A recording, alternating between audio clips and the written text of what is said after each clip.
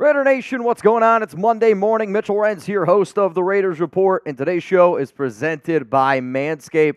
Hopefully somebody yesterday got at least a little bit of lucky, whether that was chasing a rainbow or, I don't know, your girl got a shot at your shamrock. Hopefully it wasn't rocking in a giant forest patch of four-leaf clovers. And I think for a lot of people that watch this show, you were already taken care of. If not, go to manscaped.com, code Raiders, 20% off and free shipping on the best male grooming products out there. So coming up here on the Raiders Report, and for those that do not know, we will be live later on today, 4 p.m. Eastern time, so make sure you hit that subscribe button. Make sure you got those notifications turned on. I wanted to be able to get you guys a video this morning, though, because there were some reports and rumors floating around Mike Williams, former Chargers wide receiver, and Tre'Davious White, former Bills cornerback.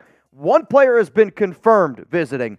Another player, let's just say, has been rumored to be visiting. So I'll get into the logistics around both of these players, but this is why you subscribe. This time of the year is the craziest time of the year. There's a lot of smoke. There's a lot of fire. There's a lot of mirrors, a lot of rumors, so make sure that you're staying up to date on. So let's talk about Mike Williams here. And the reason why that I'm bringing up Williams is because earlier this morning, Peter Schrager posted on Twitter that the Las Vegas Raiders were going to be meeting with Mike Williams, former wide receiver of the Chargers. For those that do not know, Tom Telesco does have some ties, obviously, with Williams. Drafted him in the first round out of Clemson a few years back. He has dealt with tons and tons of injuries on top of that. However, though, since the tweet has gone out on Peter Schrager, there has been a little bit of an issue because, well, Schrager has since deleted the tweet. Now, I'm not sitting up here saying I know exactly whether or not there is a meeting. I do find it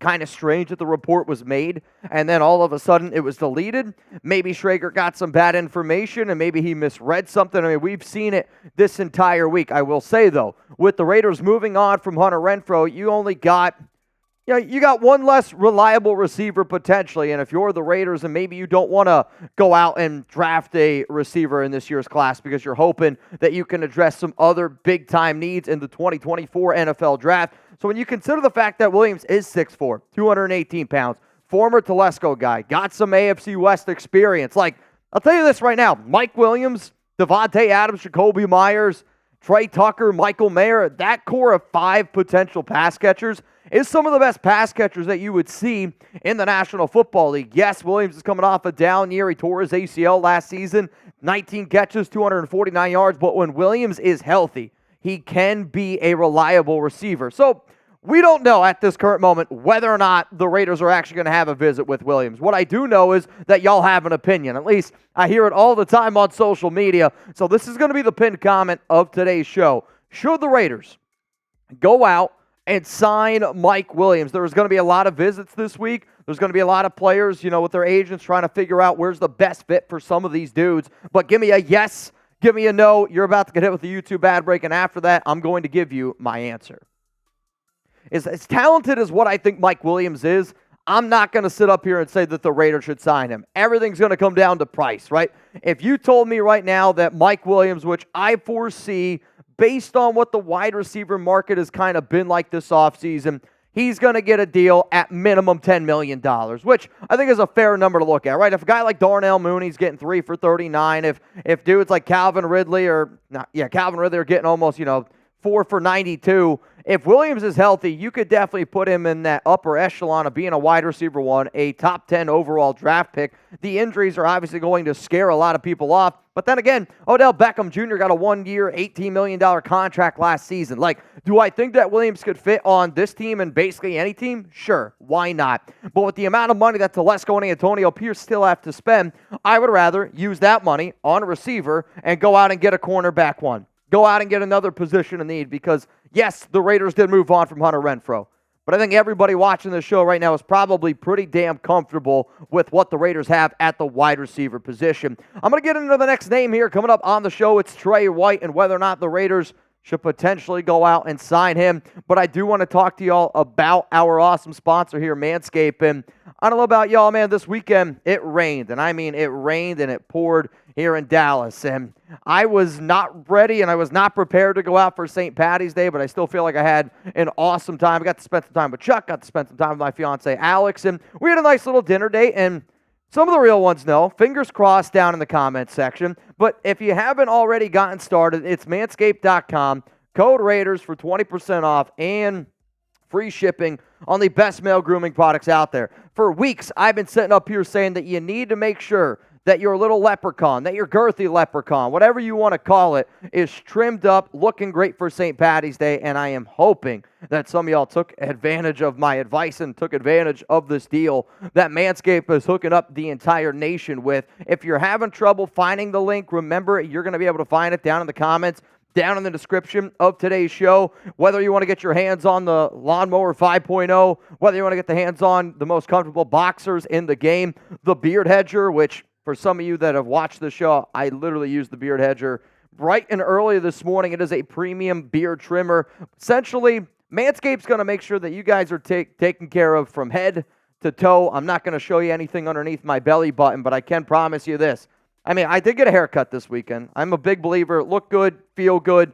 And if I'm going to get a haircut here, you know, you can't be imbalanced, Chugs. Looking good from head to head. I appreciate that.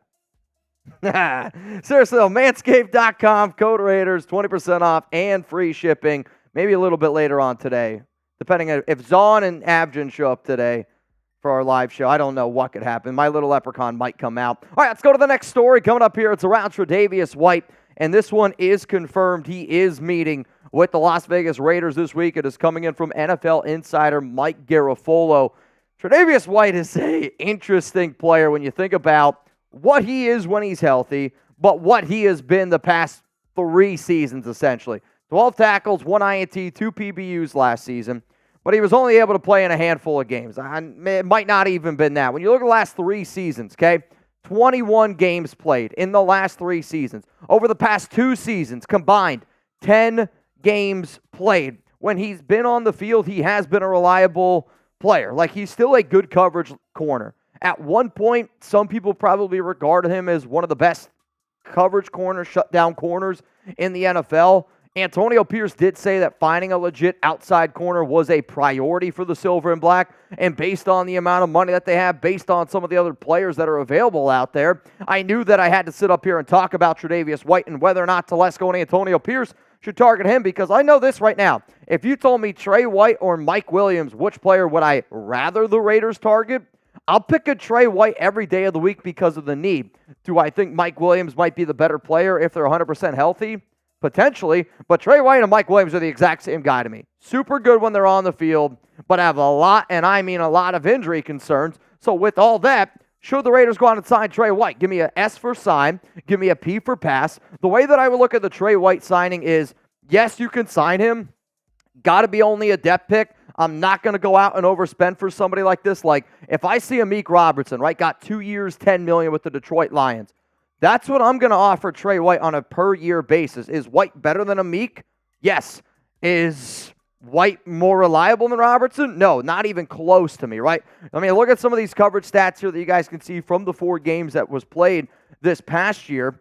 But I don't want to go out and break the bank on a guy that, again, has only played in 10 games over the past 2 seasons. The way that I personally would do this deal is a 1-year prove-it deal. But just because you go out and get White does not mean that you shouldn't target a corner in the draft. Like, by going out and getting Tre'Davious White is still a need. Like, I would look at going out and getting Tre'Davious White as like signing Harrison Bryant. Yes, it's a bigger name. I know that Bryant has no chance of being our corner one. Maybe Tre'Davious White does have a chance to be your corner one, but you still have to go out and target other players. Like, I would rather the Raiders sign a Dory Jackson. I would rather the Raiders go out and sign Xavier Howard. If you still want to bring in a older veteran type of player, then Trey White could be at least a name to keep in mind. So I saw the updates up here on social media today, and I wanted to be able to give you guys my 2 cents. To stay up to date on more things Raiders, you guys can follow me on Instagram and on Twitter. I'm at MitchellRentz365, doing my best to keep you guys up to date 366 this entire year. Free agency is not over. I know it's the second week of free agency. I know Chugs and I, we're not going to be live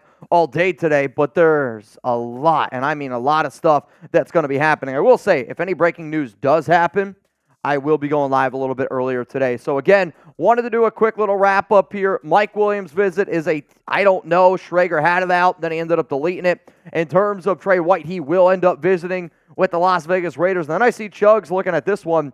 You know, Justin Fields traded to the Pittsburgh Steelers. I talked about this a little bit on Saturday when I made my one video at home.